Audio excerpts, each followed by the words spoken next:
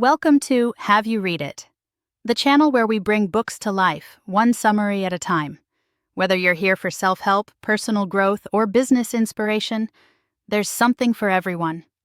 Today, we're diving into The Coming Wave, Technology, Power, and the 21st Century's Greatest Dilemma by Mustafa Suleyman, a pioneer in artificial intelligence, and Michael Bhaskar. This book isn't just another tech forecast. It's a wake-up call, urging us to confront the profound implications of emerging technologies, particularly artificial intelligence and synthetic biology.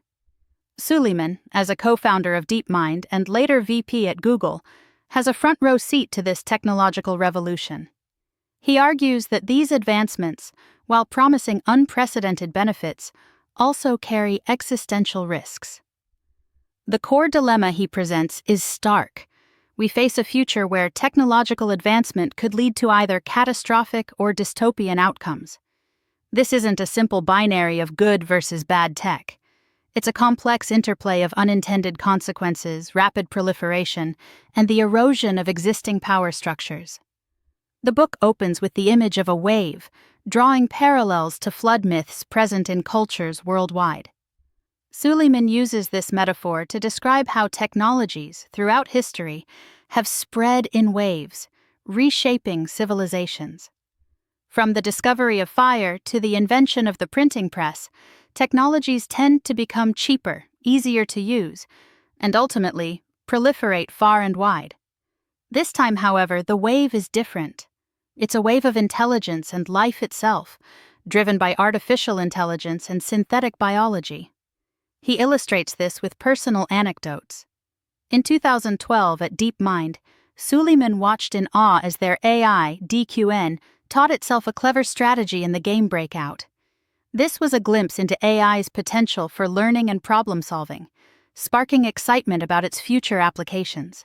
Yet, later in a seminar, he was met with resistance when a presenter outlined the potential for someone to create synthetic pathogens capable of killing billions. This resistance to confronting the darker possibilities of technology, what Suleyman terms pessimism aversion, is a recurring theme in the book. Part 1, Homo Technologicus, explores the history of technology and the recurring pattern of proliferation. Suleyman emphasizes that technology's tendency to spread in waves is deeply intertwined with human history. We're not just creators of tools, we've evolved alongside them. From the earliest stone tools and the control of fire, humans have continually sought to improve their environment and abilities. Each wave of technology lays the groundwork for the next, driving a cycle of innovation and population growth. He uses the example of the internal combustion engine, tracing its journey from expensive novelty to ubiquitous presence in cars and other machinery. The key turning point was mass production, making the technology accessible and affordable. This pattern repeats itself throughout history. The printing press, electricity, telephones, they all followed a similar trajectory of rapid proliferation once the initial barriers to entry were lowered. A central question in this section is whether societies have ever successfully said no to a technology. Suleyman discusses the Ottoman Empire's attempt to ban the printing press, Japan's isolationism under the Tokugawa shogunate, and China's initial dismissal of Western technologies.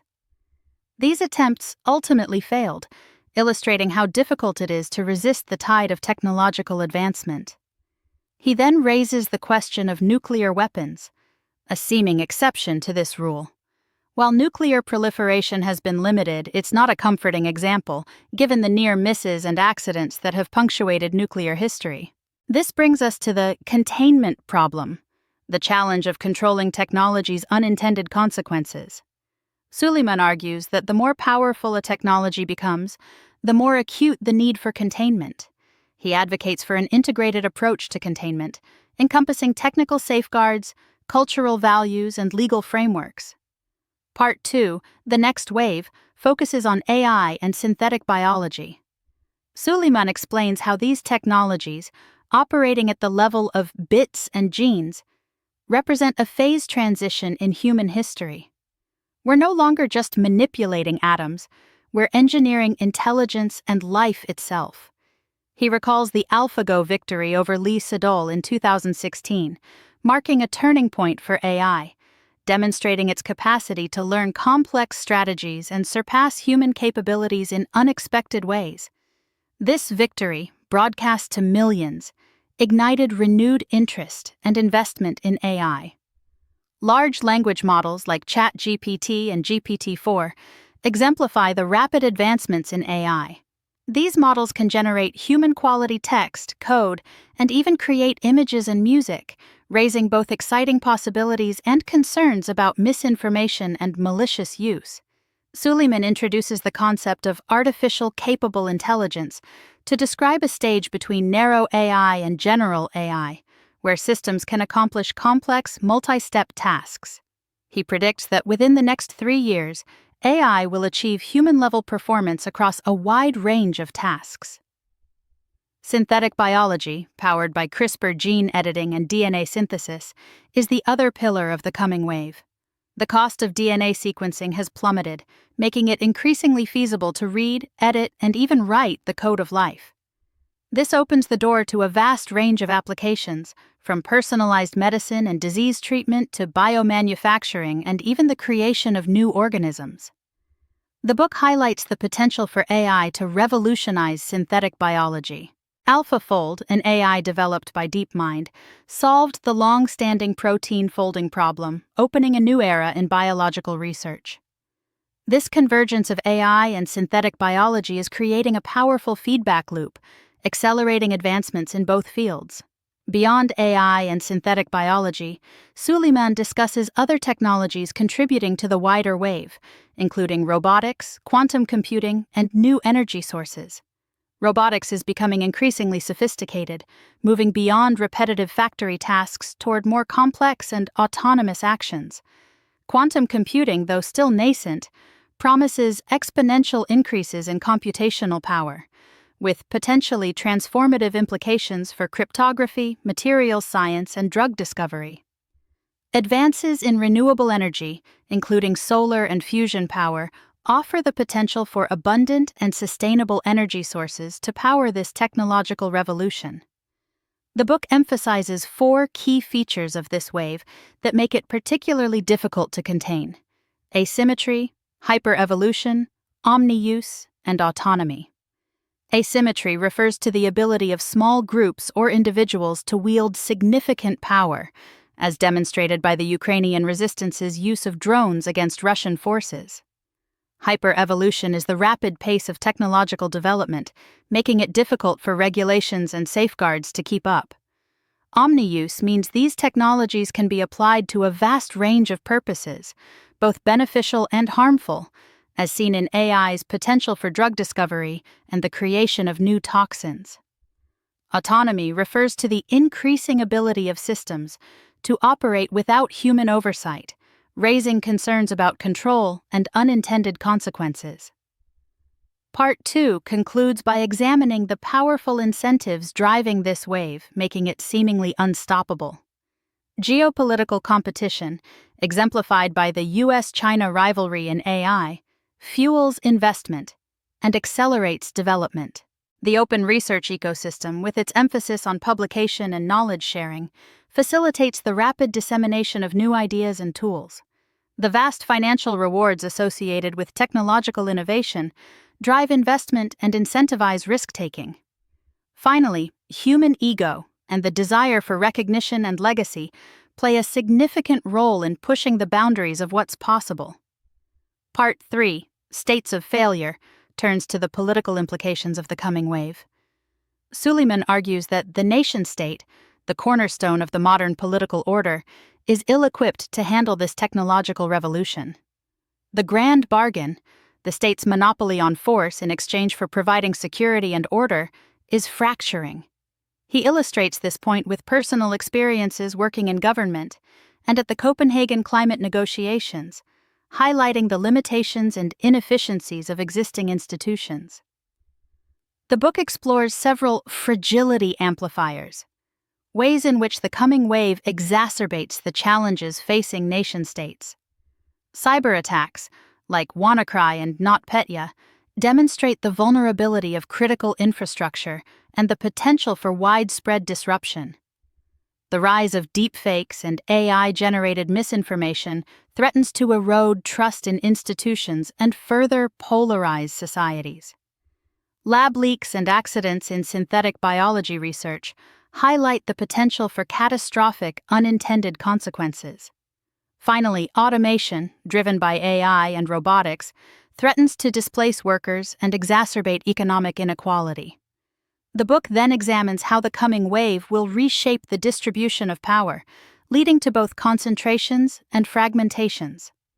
On the one hand, corporations with access to advanced AI and other technologies could amass unprecedented wealth and influence, potentially rivaling or even surpassing the power of nation-states.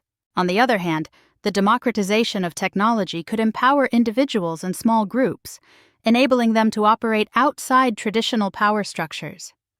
He uses Hezbollah as an example of a non-state actor wielding significant power and influence within a nation-state. This dynamic could lead to a more fragmented and unstable world, characterized by new forms of conflict and competition. This brings us to the heart of Suleyman's argument: the dilemma. He argues that an uncontained wave of technology could lead to catastrophic outcomes, including engineered pandemics, AI-powered cyber attacks, and even existential risks from advanced AI. However, attempts to contain the wave could lead to dystopian outcomes, such as pervasive surveillance and the erosion of civil liberties. The state, tasked with navigating this dilemma, is weakened by the very forces it seeks to control. Even a seemingly contained technology like nuclear weapons has a history of near misses and accidents, highlighting the limitations of human control. Part 4, Through the Wave, explores potential solutions to this dilemma. Suleyman emphasizes that while containment may seem impossible, it must be possible. He acknowledges the limitations of regulation, emphasizing that it alone is not sufficient to address the complex and rapidly evolving challenges of the coming wave. He proposes 10 steps toward containment, beginning with technical solutions and expanding outwards to encompass cultural shifts and global cooperation. Safety, an Apollo program for technical safety, prioritizing research and development of safeguards, security protocols, and off-switches for powerful technologies. Audits, establishing mechanisms for transparency and accountability, including independent audits of AI systems and DNA synthesis, and sharing information about failures and near misses. Choke points.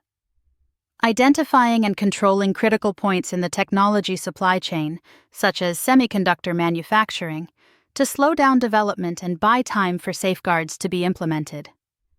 Makers.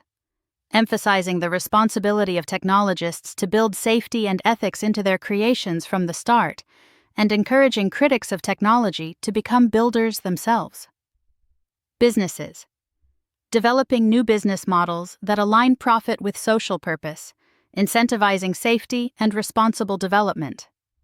Governments.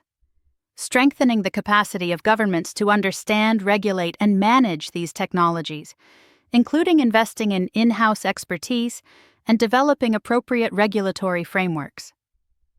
Alliances. Fostering international cooperation and agreements on the development and deployment of these technologies, including treaties on AI safety and biosecurity. Culture. Cultivating a culture of respectful failure, where mistakes are seen as learning opportunities and information is shared openly to improve safety and prevent future accidents. Movements. Empowering popular movements and citizen engagement to demand accountability and shape the direction of technological development. The narrow path. Navigating a careful balance between openness and closure, embracing the benefits of technology while mitigating its risks. Suleyman acknowledges that these 10 steps don't offer a complete solution, but rather represent a starting point for navigating the complex challenges ahead. He draws a parallel to the narrow corridor described by Acemoglu and Robinson, arguing that navigating the dilemma requires a constant balancing act between openness and control. He concludes by sketching what life might look like after the Anthropocene, a world increasingly shaped by AI and synthetic biology.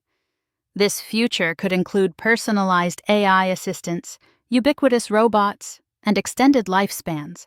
Adapting to this world will require not just technical solutions, but also fundamental shifts in our culture, values, and institutions.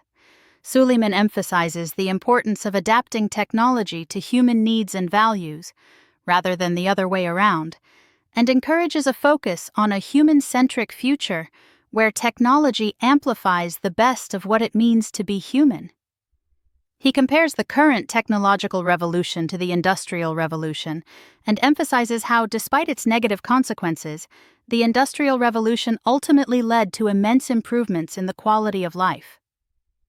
Key takeaway: the coming wave of technology is inevitable, but its impact is not predetermined. By embracing containment, a multifaceted approach to managing the risks of powerful technologies, we can navigate the narrow path between catastrophe and dystopia and shape a future where technology serves humanity. Easy to remember heuristics? Remember the 4 features driving the challenge: asymmetry, hyperevolution, omni-use, and autonomy.